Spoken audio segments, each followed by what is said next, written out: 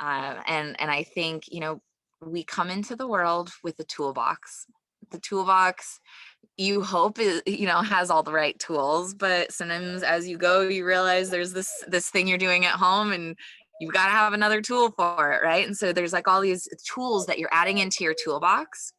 And so I think, some like, sorry, hold on one moment. Ruger, hey, hey. Sorry, my dog was just That's okay. My off. dog's on the other side of the door, like scratching. I'm trying. Oh, Dogs, man. by the way, that's such a mental health. That's so good for mental health, having a pup or a cat or some sort of animal to take care of. So nice. Yeah. But so we're given this toolbox, and sometimes there's some missing tools. And so I see, even medication, for me, what it was for me is it was a crutch during a point in my life where I didn't have the correct tools to have the mindset to try to move forward, to try to move through anger, to try to move through depression and sadness. And again, I'm not saying anyone's, weak or strong or whatever for doing whatever they did on their journey, but that's just what I figured in my life. Like I started going to yoga more. It was something that had been introduced to me, and I knew it was a healthy, grounded, feel good body movement. I started doing that. I started checking out what's this meditation stuff.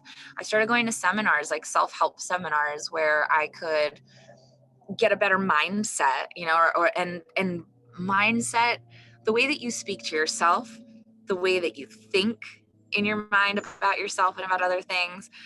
It's a huge thing. The human mind is so powerful, and so really fighting through mental health is a real thing, and I do still fight through it daily. Going, having that anger, having that depression, and saying, okay, I have to sit down and like really be present. And this is not something anyone taught me. I had to learn this. So of course I had, I didn't understand how to deal with the depression back then. And yeah, just being present with it. Like, where is this coming from? Is this worry coming from something real, or is it really something that's taking place in my life right now? Because we can go off on a tangent in our minds of just worrying about stuff, and that's ingrained in our lives, or into our DNA.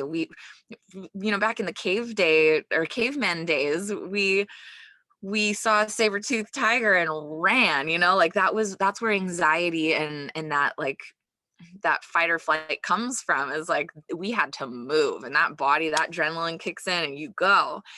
We don't have that taking place like as bad now. I mean, sure, yes, there's still like things that take place where you have to get your body like moving quickly, but our body still reacts in that way. And so not being able to understand what's going on in your body can be really overwhelming and confusing, and can lead you into a really dark tunnel, like I was for a very long time. That's why I like that's a lot more people are speaking out now and like teaching kids and younger people like how to deal with it, or like how to acknowledge that it's happening, cuz I was the same way. I had no role models. The only role models I had, and I'm not taking a shot at my dad or and parents or anything. Like they were great. I just mean like in this situation, but like I would on my swim team when I was like the younger kid looking up to the older kids, the only way the big guys would react to being upset or like having a bad race or something, they'd go into the locker room and just punch the crap out of the lockers and like scream and swear. And I looked up to them, and this was when I was developing as a child. I was like, that's how you react when you're sad. I get it now. And then eventually you grow up and you get that sad feeling. You're like, oh, I remember what to do, and you start punching the crap out of things, and then it's just a deadly cycle to get into. So I'm glad people are opening up and teaching kids like when you feel that way, there are ways to handle it properly, other than slicing your hand open when you punch a garbage can. Like that's probably not the best idea.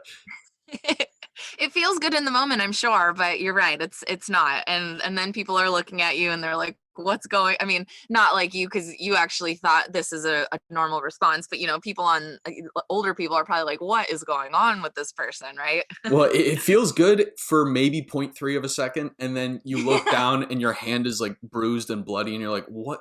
That didn't solve anything. I'm more angry now. Totally. Oh yeah, that's a spiral too. You go down and more angry or more depressed, just it's just this downward spiral. Man, yeah, the spirals I've been on, I could write a freaking novel or make a movie about. There's been so many. And then you look back now and you're like, who is that guy? Who invited that guy? Absolutely. I don't want him here. Yes. Yeah. Oh man. So you mentioned briefly about your brother, and Mhm. if you want to get into that, I'd love to. Yeah. Yeah, absolutely. Yeah. I'll preface this with in no way like am I happy or, excited that I lost my brother, but it was I have, you have to pull what you can from a really terrible situation. That's what I've learned with my trauma response as a child and as an adult. You have to pivot, you have to shift, and this really terrible thing happened. My brother, he suffered from mental health, and every couple of years, like a stressful situation would take place, and he would have an episode or a couple episodes which would land him in the psych ward, which was also very stressful and anxiety ridden and brought on depression for me because I saw this person just really holding so much hurt, and rightfully so. He was abused as a child for years. I was verbally abused, but I was only physically abused once or twice. He was constantly physically abused by my stepfather, and it was really really hard to watch. I can only imagine that is why he later in life had these symptoms of mental health issues, and so it was hard to watch him harbor these emotions because I knew those emotions to a certain extent, and I always wondered, why did I spiral up? How did I cut that process and move forward and him not? And there's some guilt around that.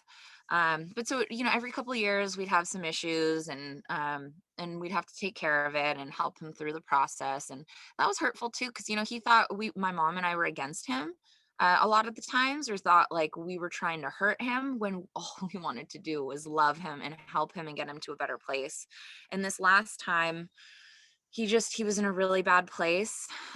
He couldn't find. We were trying to get him into a home, which is really frustrating. I don't know if you've ever uh, heard of anyone else's experience or dealt with it yourself, but there's not a lot of. Maybe Canada's different too, but in the US, there's not a lot of options. Like, I even tried to look for homes for him to live in because it was getting too toxic between him and my mom. Just them consistently fighting, and just it wasn't good. And so I said, maybe he can go to a home, maybe he can be taken care of by professionals that don't have an emotional connection, or aren't going to take things personal. And so we were looking, and like, gosh, I mean, I found homes, sure, like, there were a couple for, like, 35 to 65,000 a month, like, that's insane. Like, what are you I don't even know what you're charging for. I don't wanna diminish, medical and whatnot, but it was such an eye-opening experience to me to find out that there's not a lot of options for mental health and for people suffering, and so he was struggling because he was homeless, and he was living in his car for the last year before he left us, and um he ended up in a psych ward. And then when he got out, um he this is kind of a well, yeah, so he was in a psych ward, and um he was being watched, and they were uh I mean, yeah, he was being watched. You would think he's with professionals and everything's okay. And we're still trying to kind of figure out the story, to be honest. It's not quite done, but he choked on a sandwich. Like, he literally choked on a sandwich in custody of professionals, and uh died. And we heard the next day. It's so crazy how the universe makes things happen in your life too, or can, or just how everything kind of aligned. I was living in Southern California at the time, and I was coming to visit my mom for like 6 hours before on my way to go see my godson, who lives 3 hours away. And so I was like, oh, I'll have breakfast with her. We'll go work out. She calls me 5 minutes before I'm over, and she's like, you need to get here now. And I was like, what is going on? I should get there, and there's investigators there letting us know that my brother's not with us anymore. And it was just it was this moment of like, huh? What? Like, you're confronted with your life. Like, it's like your life like flies in front of you. Like, you're like, this is a bad dream. When am I going to wake up? It was this whole process. And I'm so thankful. This is where things come full circle.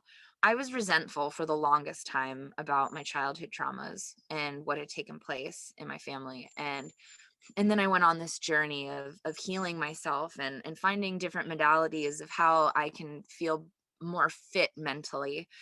And I was now, it all came full circle. And I was at this point where I had to decide what I was going to do from here on out, how I was going to treat this situation. It would be very easy to just spiral down and to be in a state of depression and to feel helpless and not understand where I was going to go from here, what I would be doing. And I just, that strong mind that I had been working out for years and years and years, it kicked in, and it was like, okay, I know I can't eat right now. Like, I feel so full. I like, not full in a good way. Like, I feel like I'm blocked up. Like, food did not sound good to me, but I knew I needed to eat.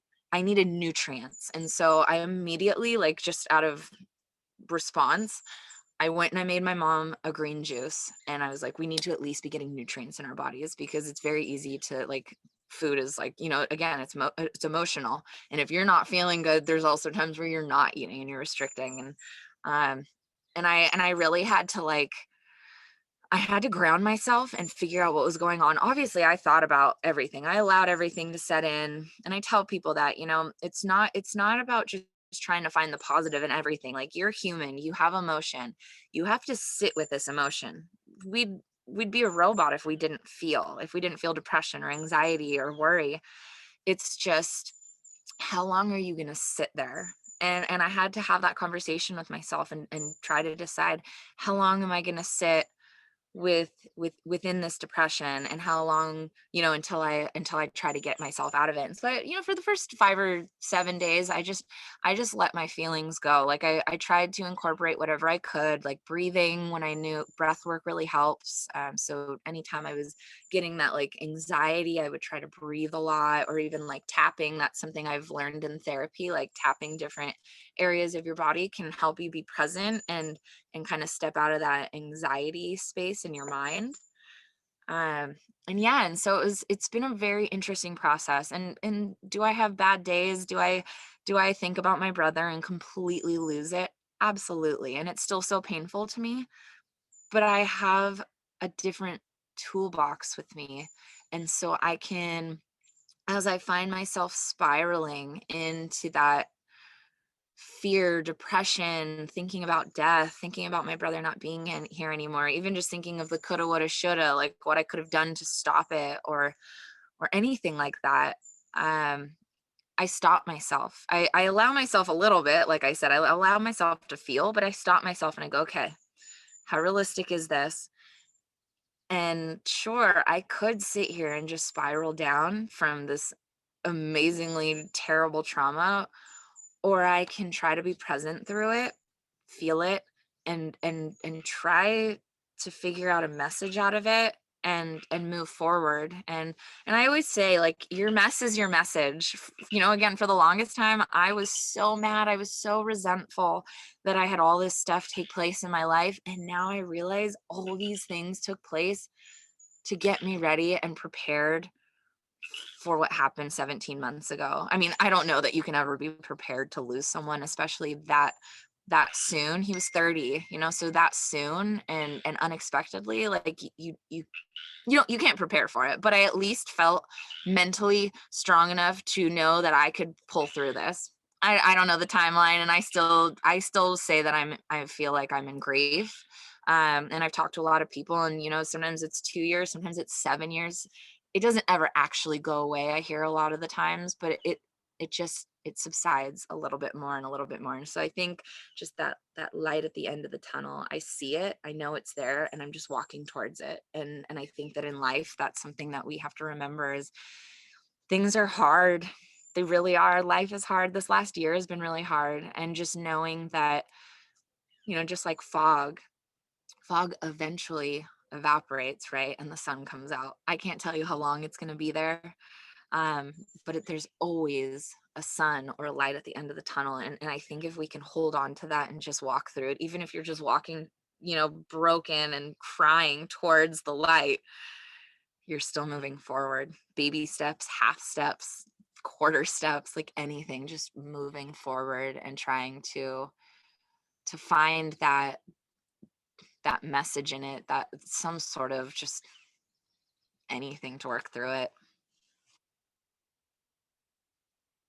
We do not. Oh my gosh, I shame myself all the time for not taking wide strides, and this trauma and grief process in the last 17 months for me really has been a huge eye opener of celebrating the little wins, even if they feel like a half a win. It's a win. You're doing way better than where you were when you were stagnant. You took one tiny little step forward. Heck yes. Yes. Hmm.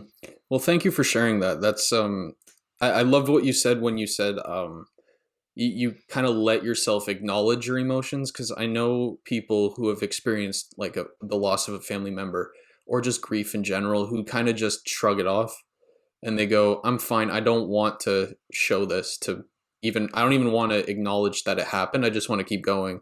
And then you see them self destruct like months, years later, just because it's been boiling inside. It's like that kettle pot on the stove. You got to take it off.